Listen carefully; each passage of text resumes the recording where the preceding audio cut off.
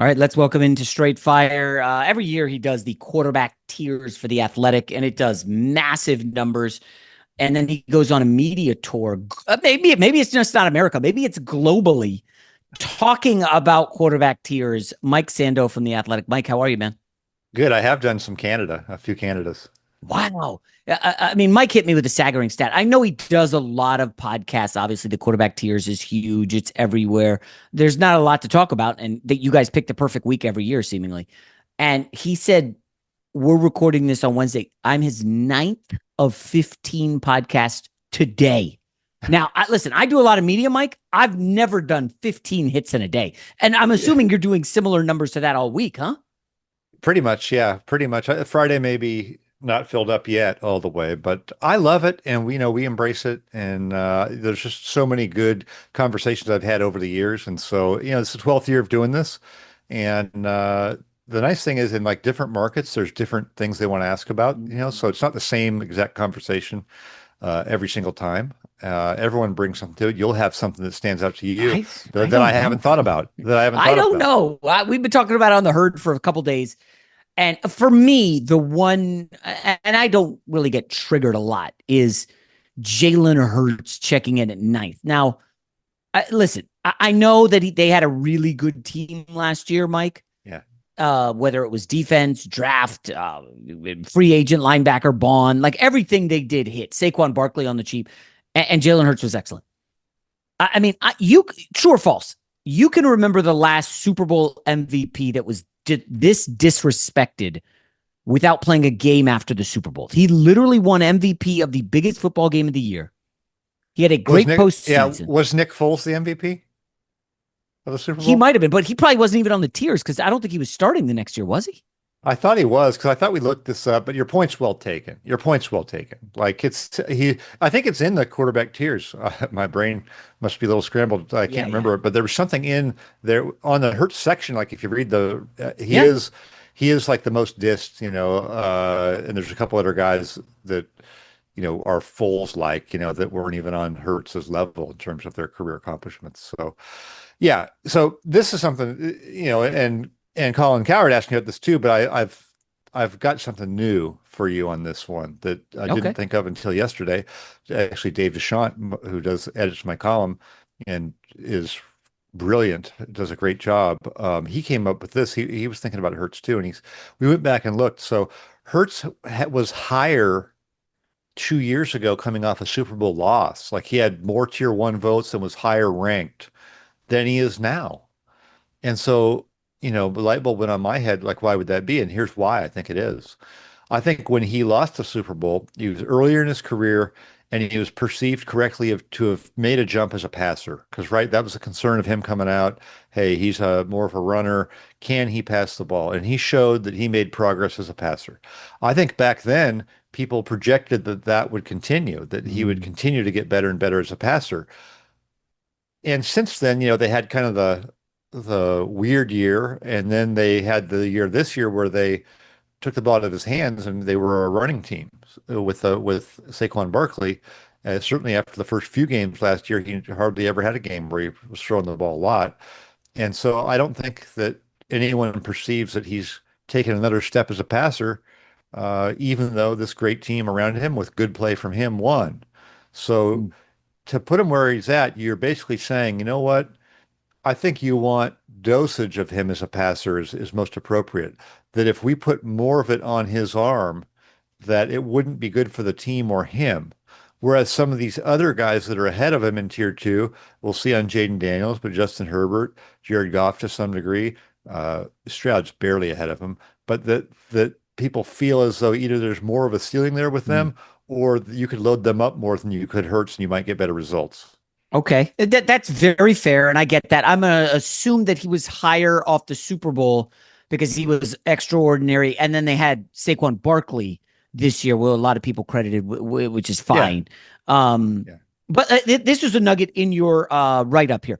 Hurts attempted 30 or more passes in each of the Eagles' first four games, then only once, right? Philly leaned into the run game. Yeah. So I just know Lamar Jackson doesn't throw the football a lot. So I did look up Lamar Jackson. He threw over 30 times Attempted over 30 passes 8 times. Would you believe they lost 5 of those? So the more Lamar threw, they were losing. Yeah. Now, some of that could have Yeah. been they were playing catch up. The Ravens defense isn't as good as the Eagles. But when they Yeah, you got to threw a throw when lot, you're behind. Yeah. yeah, he wasn't exactly like delivering. And I think it's a knock on the running quarterbacks, but I keep coming back to this. He was not a first round pick. He got benched for Tua at Yeah. Alabama, and people can't Yeah. get that stuff out of their head. First impressions, right? Yeah, I think the way that someone's evaluated coming out does stay with him a little bit longer, but I think that some of those he's improved obviously. If we were going off his college evaluation, he'd be a low three. So he's a very strong two based on what he's shown. With some of those things that were said about him coming out are true. There are some limitations to how much you might want him throwing the ball. We can certainly play around with stats and say this guy lost games with throwing more. I think that's interesting. But Lamar, to me, the biggest step that Lamar made this year was he was winning games with a bottom defense for a lot of the year, and the kicker, by the way, was doing bad, and that's a really hard thing to do. And that's what Jane Daniels going to the championship game with the bottom 10 defense. There's not a lot of guys who do that. So Hurts, this year had a top 5 defense, probably right around there, Mm-hmm. and then probably the number 1 offensive line, the number 1 running back, maybe a top 3 group of wide receivers. Would you say in the league? Certainly a Yeah, top yeah, 5 top 5, yeah. top 5 group of wide receivers in the league. So, for some of these guys, it is harder to get the credit. And I go back to Brock Purdy's in that world too, because Kyle Mm-hmm. Shanahan, if you call up right now, all-time leaders in yards per attempt, it's like, Otto Graham. It's the third guy's Jimmy G. And then you go, Steve Young is after that. You get a bunch of Hall of Famers up there, and Jimmy G's up there, and you're like, huh. How does that? Obviously, that has to do with the offense they're in and Mm-hmm. what Kyle's doing, and so there's some Purdy lives with some of that too. Regarding Hurts, so he's checked in at ninth, tied with CJ Stroud. I'm just gonna and I know everybody loves Stroud because he was the number 2 pick and then outplayed Bryce Young by a mile. He was Yeah. excellent as a rookie. So in year 2, his completion percentage ticked down, his touchdowns ticked down, his interceptions went up, and he took 14 more sacks. Yet somehow CJ Stroud is right on par with Jalen Hurts. And I know, well, Stephon Diggs goes down, Jay. Come on, give me a break. The offensive line was horrendous. Well, okay, we can make excuses, but the numbers are the numbers. Like they just weren't good. Does that mean CJ Stroud can't elevate everybody when he doesn't have everything in position? Yeah. I think I'm with you on that. I'm with you on that. I think Stroud made such a huge impression, got 12 tier 1 votes after his first year that he falls, but they see people do take into account some of, they don't give him all the blame for that. I Yeah. think they clearly don't. And so, but if you would have said a year ago that they were going to fire their OC who was doing head coach interviews, Mm-hmm. I mean, give me a break. Wasn't that crazy? Stunning. Yeah. Let me just quickly ask, when you reach out to these people, do you get a lot of people saying, I don't want to participate in that? I'm not doing it? No, because they're all people that I know. So that would happen Oh, like if you didn't know who you're calling, right? I right.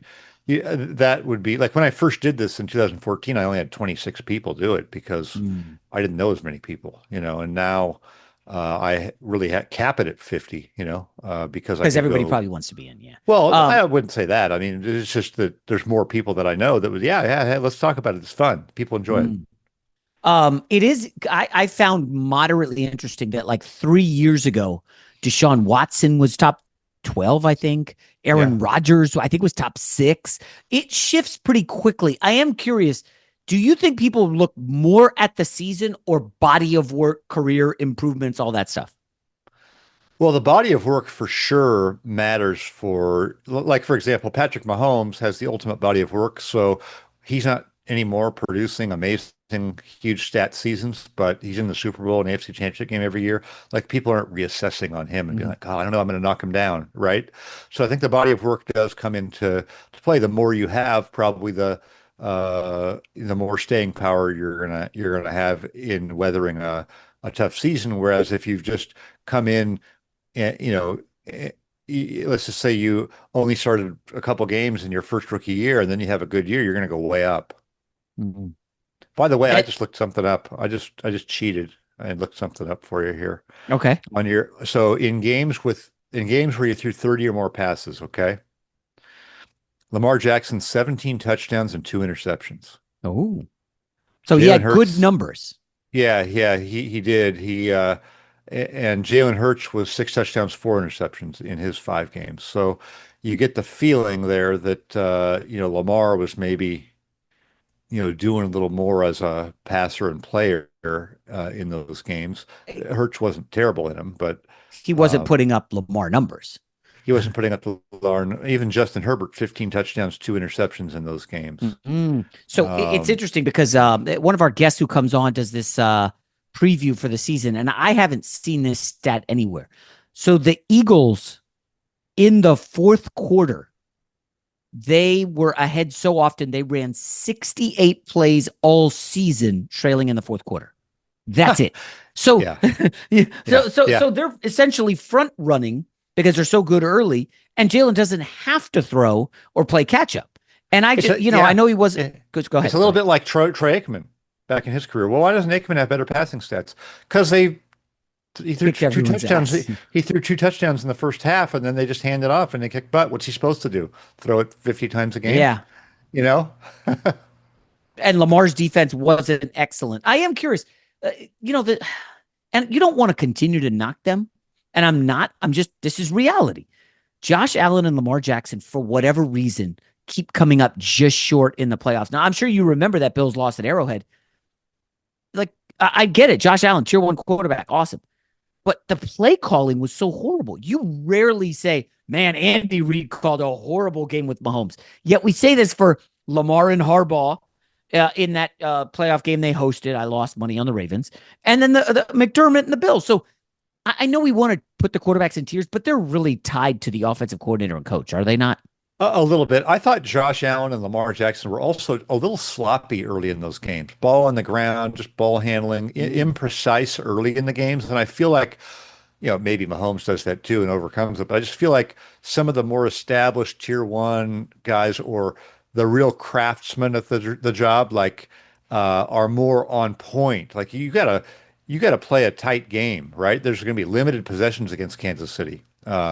They shorten the game, and so every one of those is important. I feel like those guys will squander a possession. The snap will go by Lamar, and he's suddenly running and dogpiling on it. It's not really Lamar's fault, but it's just it kind of is, and it's just sort of part of a less part of a not totally airtight operation, if that makes sense. And maybe that's a difference of having an offensive coach as your coordinator, right, or a head coach, or I don't know, maybe reading too much into it. But some of those details. Some of those offensive details to me, I feel like were lacking early in the game in the playoffs for both Buffalo and Yeah. Baltimore. And it's interesting that both those are not coached by head coach, not by an offensive guy. McDermott Yeah, defense, Harbaugh special teams. I don't know if that plays in. they're good Let's go. coaches, but yeah, They're yeah. good. Yeah. Yeah. Let's go a little further down the list. So it is strange that Trevor Lawrence came into the league with all this acclaim. He's the best prospect since Andrew Luck. Started as a true freshman at Clemson, won the Natty, and he's checking in at 18th. And if anything, he's been sliding here for a couple of years. What's the consensus on Lawrence? Like, what's the problem? Jalen Hurts has had a different OC every year. Okay. Trevor Lawrence is on multiple head coaches, OCs. What's the excuse here? So I think that people don't feel like he can become tier one, and so one of the reasons is he's just not consistently accurate and hasn't been. Mm-hmm. So uh, if when you look at a lot of these guys that are up at the top, they kind of have something really special about them, right? Something that differentiates them. I think that Trevor Lawrence is a really good athlete, for being as tall as he is, probably. But what is his superpower, right? What's he super elite at? What can he hang his hat on that he is known for, right?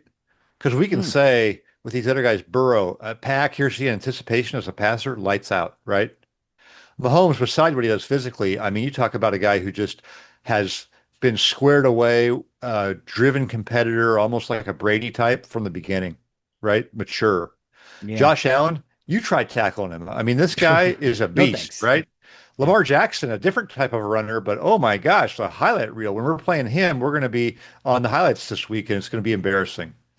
Even Stafford from the pocket, magical. Yeah. What is it for Trevor Lawrence?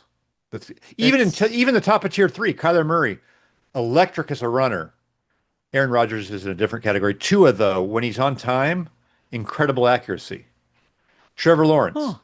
what is it? That's a good. I had not thought about that because Lawrence is.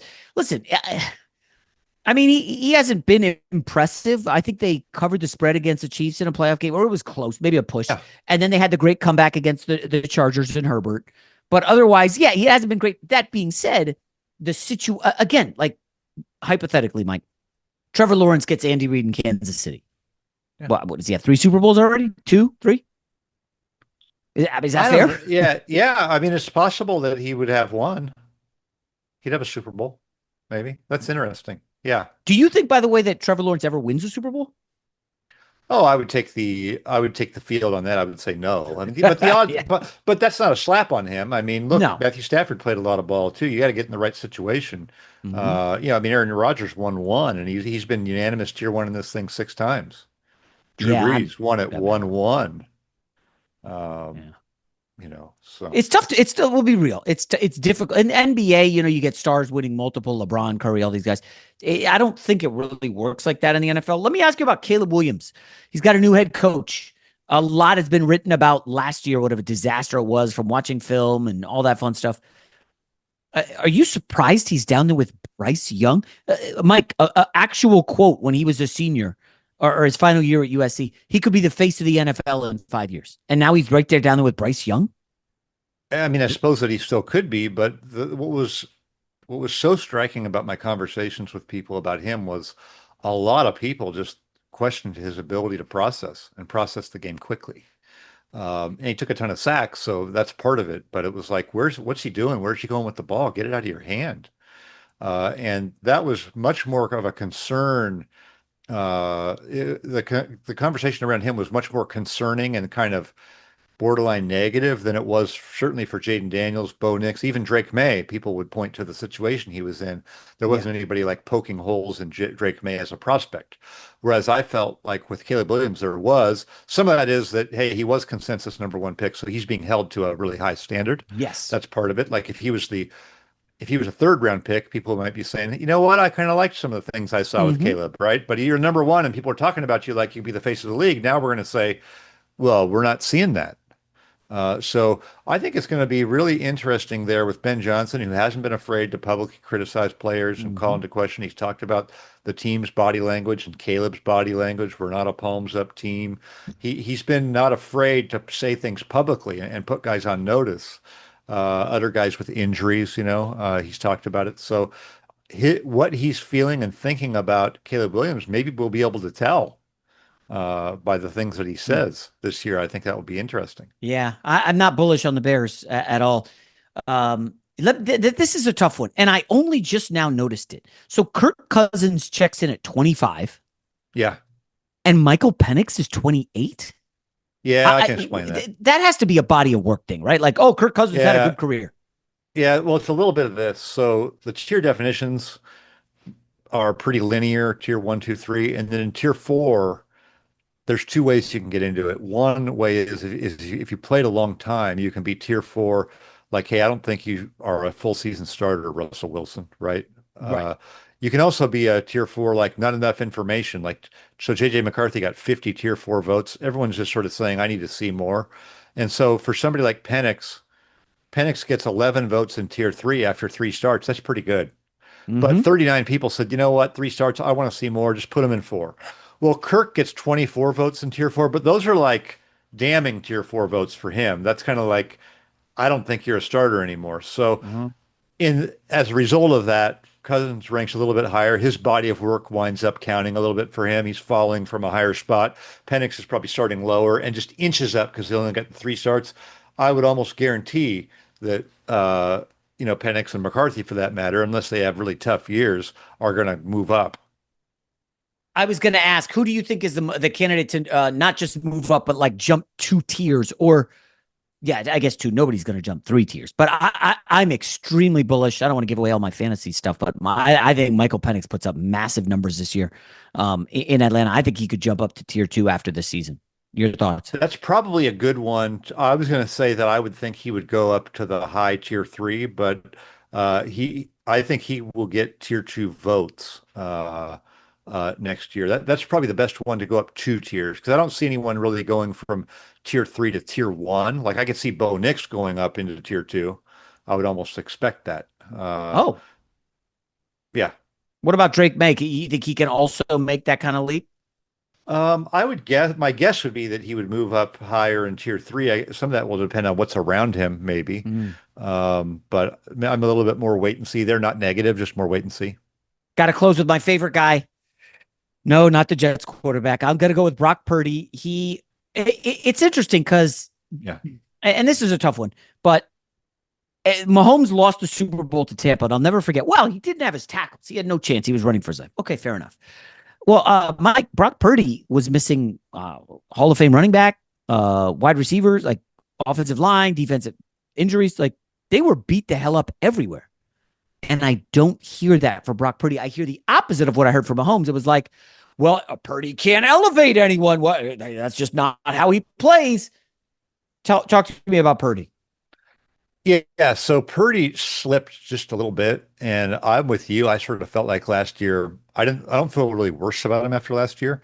But I'll say this: like I think he would be at the very high in tier two if they had gone 11-6 instead of 6-11. They just couldn't Mm. win the games, and so it's maybe unfair to expect him to overcome. But I think it affirmed in people's minds that he's a good player, but as much he's helped by what's around him as much as he's helping what's around him.